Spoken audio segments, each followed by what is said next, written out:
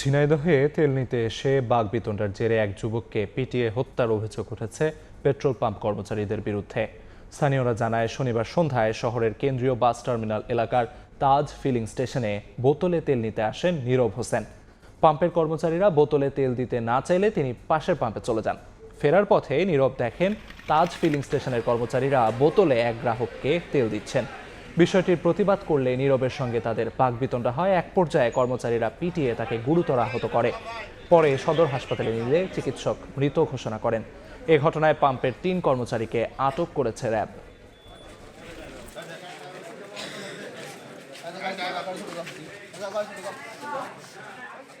5 litre বোতলে তেল মনে করেন মজুত করা হচ্ছে, তেল স্টক করে রেখে দেবে, কিন্তু আমাদের তেল দিচ্ছে না।